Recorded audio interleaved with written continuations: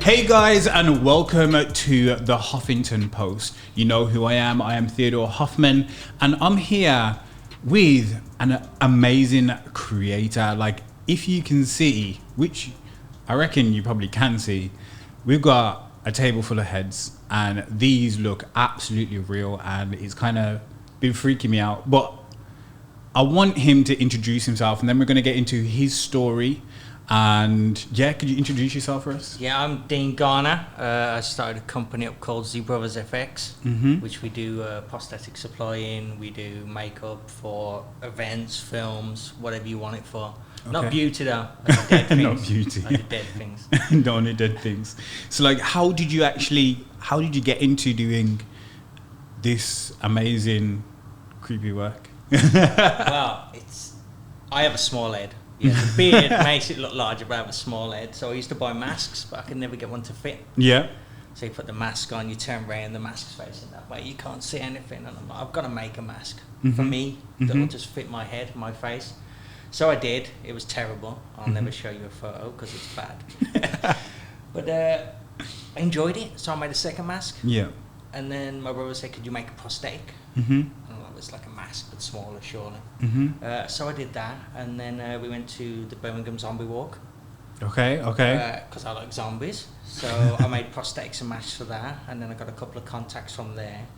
I then got a phone call saying, Dean, do you want to come work on a film? Which was called Apocalypse at the time. Yeah. And I'm like, oh, okay, so can you do your own makeup though? The makeup artists are busy, just come in your own makeup. Yeah. He said, you're only background, so don't go crazy. So we went crazy. We went crazy. You went crazy. Me and my brother Chris, we went crazy. So we got done up, we went down, we're driving down, we had full zombie makeup. You know, people are driving past on the motorway like, what? But so we get to the film and we're just sitting there. And you know, like, set work is just, it's sitting. Yeah. It's a lot of sitting. It's amazing.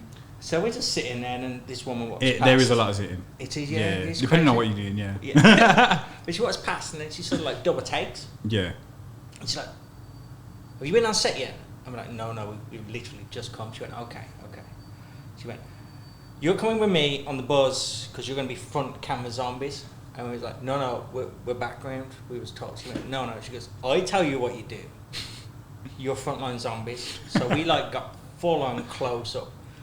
Right camera there, and we was buzzing. And like, can you come back tomorrow? And we're like, we can, but can you do a different makeup because we want to put you in a film again, but we want you to look different. I'm like, okay, yeah, I can do that. I can go home. I can rush stuff through. We can do it. So I literally all night just making prosthetics, getting bits ready for the next day. And then the stunt guy we was working with, he's like, do you want to get a baseball bat to the face? And I'm like, is it in front of the camera? He went, yeah. I said, I'm there. Let's do it. Let's do it. You want to put What a question. I'm there, man. Yeah. So like the whole day, and then my brother got his arm broke. We was pulling women over walls. And it was just all front of camera stuff. And then the stunt guy like contacted me a couple of months after. He's like, do you want to come do some stuff for me now? And I'm like, yeah. And then the prosthetics, obviously the more video we did, the more pictures were coming out. People was like, do you sell these prosthetics? And I'm like, do you want to buy them? Like, yes. I said, will I sell them? I do it. And it just sort of progressed from there. Yeah. It really did just... That's good, man. That's good. Like, your work it speaks volumes, basically. It's just like, how did it feel that first time when someone said, yeah, I want more of that? It still amazes me now. Yeah. It really does. I mean, we've just had a lot of orders for Belgium. Okay. And all individual orders, and I'm just like, why are we getting these orders? And then it was just some guy did a class. He had some about prosthetics. People like the prosthetics. And I'm still amazed that everywhere people want these prosthetics, and it's just like, it's mind blowing. It really is, because I'm sick of looking at them. You sculpt the first one, it's like, I like that, and then you make 50 of them, and you're like, I'm bored of that now. But quality. So, in your journey, has there become a time or a moment where you've had a problem and you've had to solve that problem? Every day. Okay. Every day. I mean, I had 3 kids. Yeah, so that takes up a lot of money. Yeah. So I couldn't afford classes. I couldn't go to these prosthetic schools, and I couldn't do none of that. So it was trial and error. So everything you do is just it's a lesson learned. It's like you fail. It's not a fail. It's a lesson. I want to do that again. Yeah. But everything down to mold making is you've just got to. I'd look at photos of people's stuff, and it's just like, okay, try and break down how they've done it. And then it's like, okay, I can do that. I can do that. And that was it. So I taught myself sculpting. I taught myself mold making. Yeah. Animatronics. Just anything I need just to make the makeups a little bit cooler. Okay. I just teach myself to do it. What about more of like the fundamental business practices within like your business? Are there any things that you've come across in that you come across a problem and you had to solve, whether it's finance or is it dealing with people wanting to scale up? What problems have you occurred in those areas? Because from a creative perspective, I think, as you can see, it works amazing. But like, more of the fundamental. Well, we just took a massive hit. Yeah. Recently, we did obviously with COVID and stuff, but we was just in the midst of building our own scare attraction.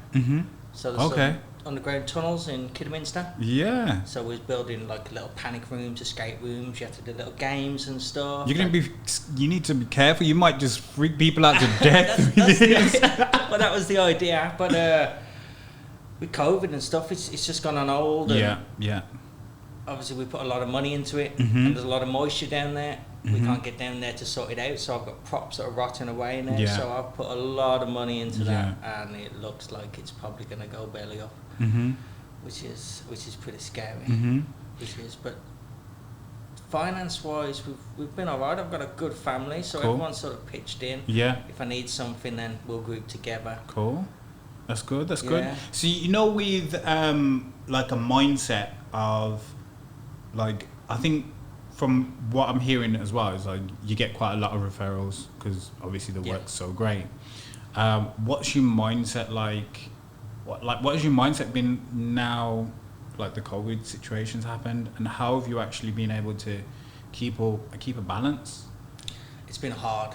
It really has. It really has. I mean, I'm pretty motivated. I've spent 6 years literally. The wife's watching telly, the kids are eating tea. I'm sculpting. And then I'm making, and then I'm down up the shed. I mean, some nights I don't sleep. You go down the shed because doing it in between full-time work. But with COVID, I've just been so lethargic. There's no real calls coming in, so there's nothing you have to create. Yeah. And I spend a lot of time just sitting there thinking, I've got to try and get motivated here. I've got to try and push myself forward to it. And it's been hard. It really, really has been hard. Well, what's actually helped you to get back on it? People like you. People who want to see the work. I entered the competition recently. I won the competition. I'm like, oh, you know what? I love this. I really do. So I'll get the clay out again. And then just on the basis of that, someone's like, Dina, can you do a copy of my head? I want my own severed head of me. Yeah. And I'm like, yeah, I can do that. So then that pushed me back up a little bit then. And it's just people. The people? Yeah, just the people drive you forward. Loving your work. Yeah, the people. I think it's a massive... It's a massive thing. It's like, for example, that's why you do it. You do it for those type of people and the reactions that you see, because we obviously everyone has a service or a product, and it's for people, not necessarily for yourself. Because if it was for people, you wouldn't make money. Exactly. So very important. So the next question is like, what would you tell your 20-year-old self? What would I tell my... Well, I wouldn't change the kids because I absolutely love my kids. But I'd just say, stop, because I started late. I've only been doing it like 6 years. So I really, really wish I'd gone into it way earlier. I've always liked zombies. I've always liked the master creatures. Films like Monster Squad. You don't watch horror, you told me. No, I don't watch that. I don't watch that. It was just amazing. Watch horror. So I would just go back. I would slap myself up the side of the head and I'd say, you can do it. And do it now, but still get the kids in between. Yeah, okay. Amazing. So where do you see yourself in like the next 5 years? Well, last year was definitely one of my best years. I mean, I got to work on some big projects, which I can't talk about. And I really want to. I just want to fire it out now. I know you do as well. I'm excited about it. I know you do. But, he's got genuinely some amazing projects. Obviously, he can't say. It's just so saddening. It is, I get what you mean. To be fair, like the projects that he's got are huge, and when they go live, that's the greatness though. Like you're going to be able to say that you worked on that project, and it's going to boost your whole portfolio, your whole business to a whole new dimension, literally. That's what I'm hoping. But there was, on the back end of that already, there was a couple of offers made, and I got to work at Millennium FX, which was massive. Yeah. So if I can get back down to there, that would be ideal. But at the minute, I'm just trying to build up our own product base. So I'm just trying to get onto my website now, and we're going to start selling body parts and severed heads and try and get, because there's nowhere doing it in the UK. Yeah. You go to the States, you know, you can go get yourself a severed arm from near enough any shop you want to get to. Yeah. They love it. But there's nothing really in the UK, so I just want to build my own product base, explore the region of prosthetics, get that a bit bigger, and and just get out there and try and just start build up smashing it. Z Brothers FX As a brand? Yeah. Okay. Yeah, as a brand. Amazing. So like with the next step now, it's like what's made you resilient throughout the whole or the pandemic? Just trying to better myself. You know, like I said, I've got the family. Yeah, of course. Yeah, and I mean, I've done a similar job now for say 19 years. You know, I'm grateful for everything, but it's not enjoyable. You know, I can sit on set for 6-7 hours, do nothing, and enjoy every moment of it. Just watch the cameraman doing this, watch the actors and actresses doing that, watch the director losing their mind, and I just love it. So being on set is definitely. So I just want to better myself. I want to show my kids that, you know, you can be you, and you can do whatever you want. That's all I've ever told my kids. That's amazing, 100%. I think children as well are a massive motivator in like you wanting to do more and be more, because essentially they're your boss. Like I've got my daughter is my boss, so like setting an example for her and making sure that everything's there for her as well. Have you ever thought about scaling up, having staff? Well, or is it because you're so in love? It's hard because I do things a certain way. Now, my brother has been with me all the way through it. But I mean, we've had some raw arguments about it. You know, you're tired. You've been making prosthetics all night. Yeah. And you just have bust ups. But my wife helps me a lot. She does a lot of the prosthetic making as well now. So I think if it ever got to a point. What gets you through those? Because I feel like with the entrepreneur journey, a lot of people do put in the graft and the work. What actually pushes you through? Even sometimes you're like, you know what, I am tired right now, but I'm just still grafting through the night to do it. I can't let people down. I physically can't do it. It hurts my soul to do it.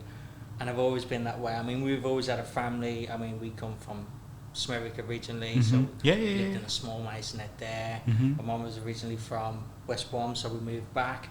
But we've never had a lot. But what we've had, we've always shared between ourselves. So my dad's grafted 2 jobs, my mom's grafted night jobs, so we've always just been taught to graft. You know, she made us wash up a lot. I know the feeling. So it's just in your nature to do it and get stuff finished. Okay. Do you feel like, what actually, the next question is like, what are the traits of actually being an entrepreneur from your perspective? I know like being an entrepreneur, there's loads of different traits that a lot of people would say.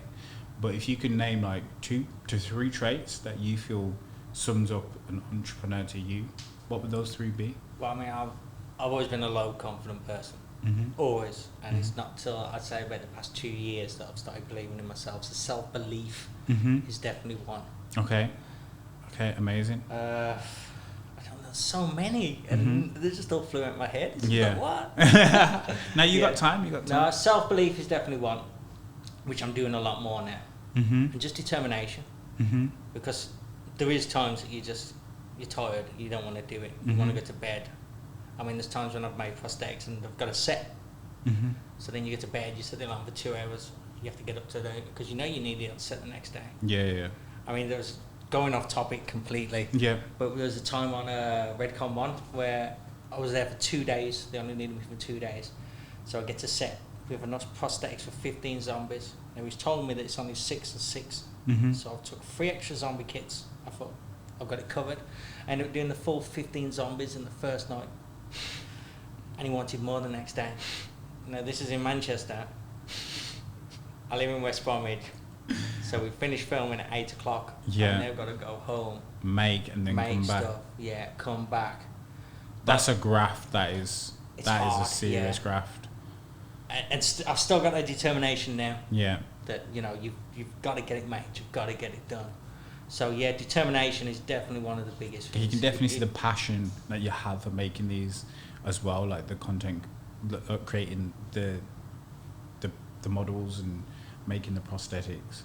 So can definitely see the passion, because obviously you wouldn't do it otherwise. I love it, and the kids see how hard you work. And my daughter now, she grafts so hard. She wants to be a criminal investigator. Okay. So she's doing psychology and stuff, and she'll come back and try and analyse you. And I'm like, don't get into this headspace. I was about to say, like, Dad. So why do you have 7 heads? And why? What back in the day when you was younger made you think about doing this? Literally, there'd be a murder investigation out on you. Yeah, I've had zombies that got pulled over on the M6. Seriously? The police actually pulled them over because there was all blood and cuts and stuff. Yeah. Yeah, it was all in the paper. It was like zombies on the M6. Honestly, your work does amazing. Like, listeners, I know that you can't see this, but viewers, if you're seeing what I'm seeing, like, genuinely, I'm going to do some close-ups and some B-roll so you can see more of this.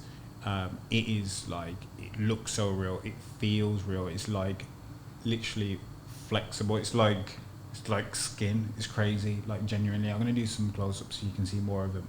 I just think it's an amazing piece of work, and obviously the journey as well. Like, it shows how great your work is. Getting the referrals, it just keeps on coming. But obviously, because of the pandemic at the moment, it's slowed down. But when things start to pick up and you're able to promote and push the brands and the companies that you work with, the shows that you work with, you probably take off even more.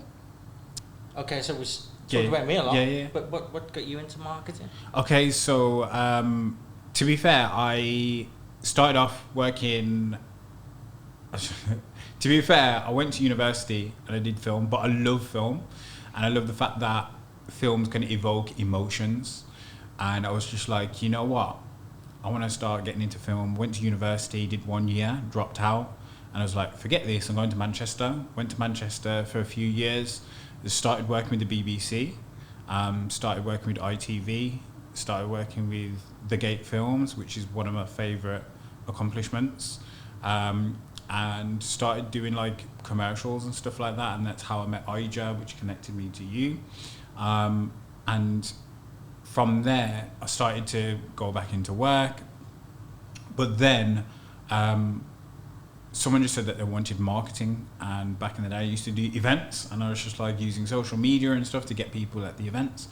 And from there, I was just like, well, I'm getting like 700 to 1,000 people in. And I'm making quite a lot of money. I could probably do this for a business as well.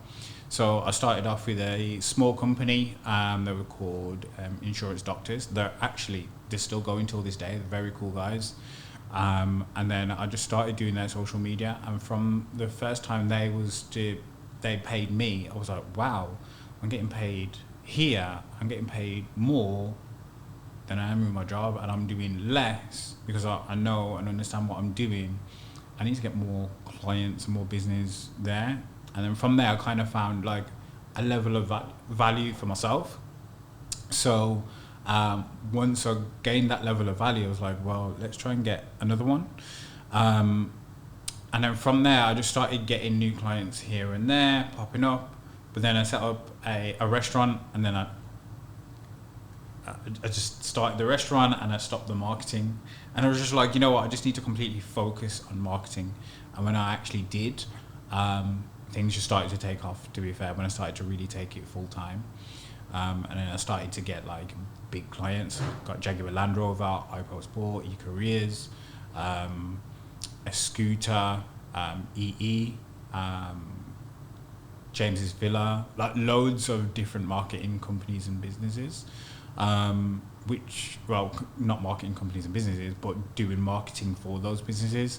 So I just love the content and being able to say, you know what, there's a story from your content that could sell your product or your service. Because a lot of people at the moment still, and back in the day, were just like, look at me, buy from me. And no one actually buys like that. People like a story that encompasses what they're about.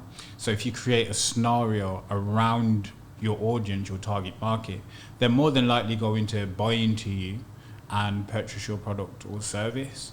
So just hypothetically speaking, with your prosthetics, just an idea just coming out of my mind, to get more clients that want prosthetics, if it's from a B2C perspective, is just like, obviously Halloween's here, but like just doing a fun prank video, and then at the end of that video showing how realistic the product looks and getting real close-ups of the eyes and the teeth and the blood and stuff like that, and people are like, whoa, that was amazing. But then if you get in these prank videos, it's real reactions, and that makes people think, I want one of them, or how much does that cost?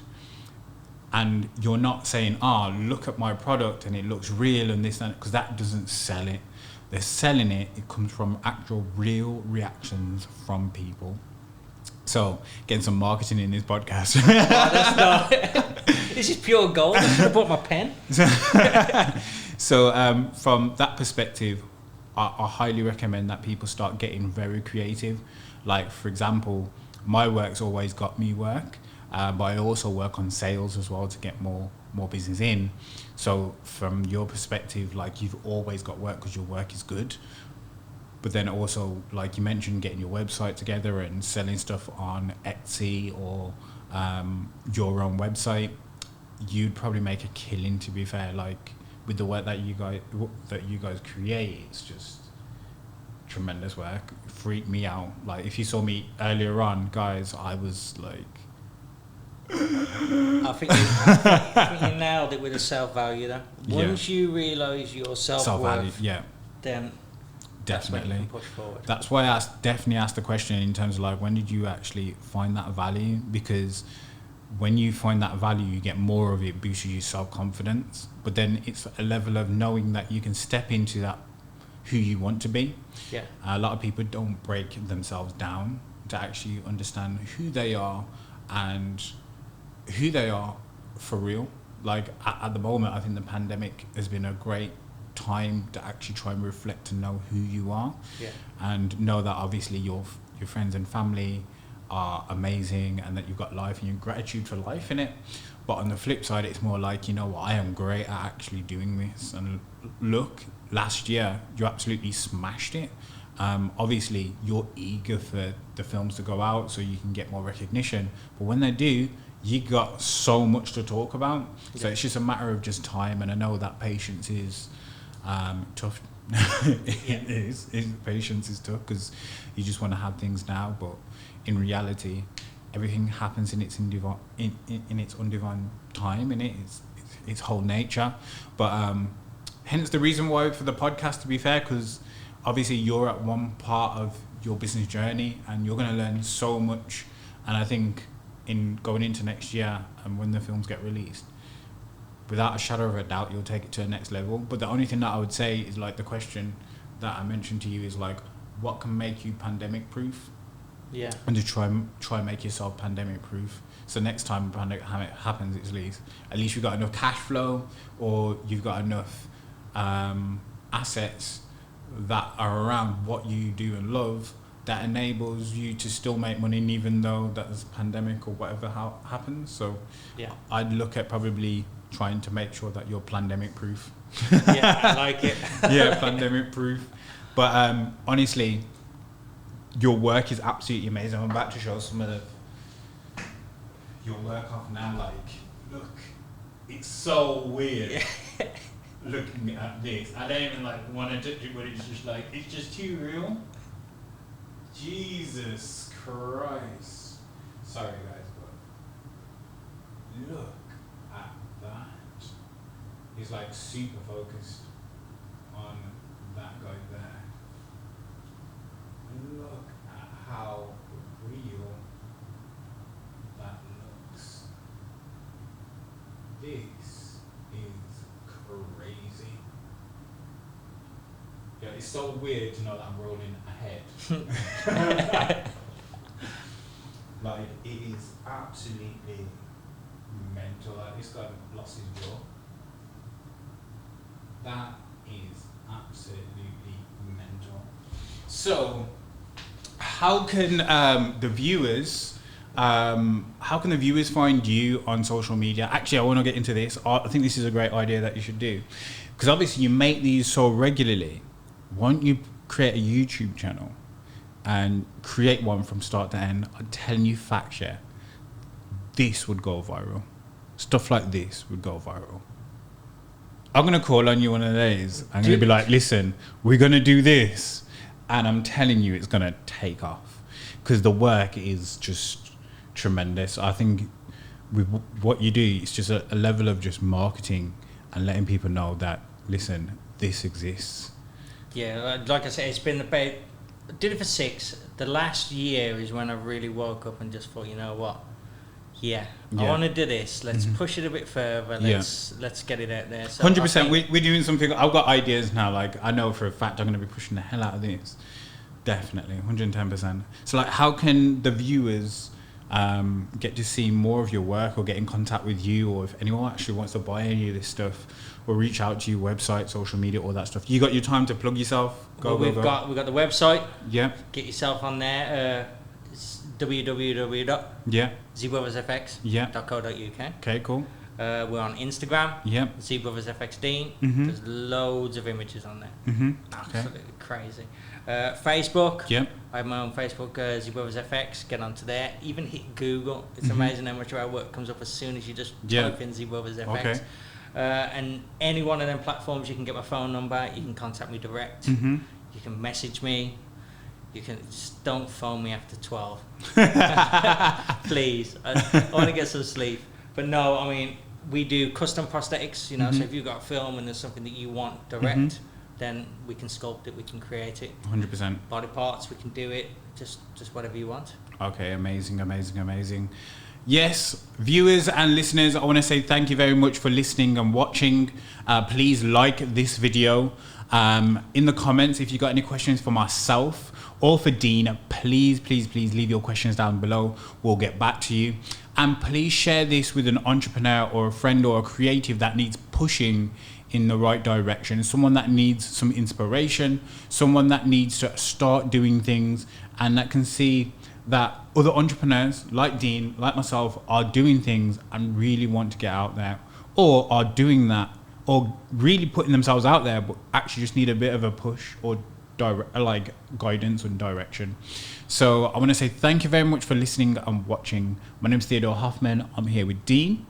Thank you very much. And we'll see you on the next Hoffington Post show. Take care.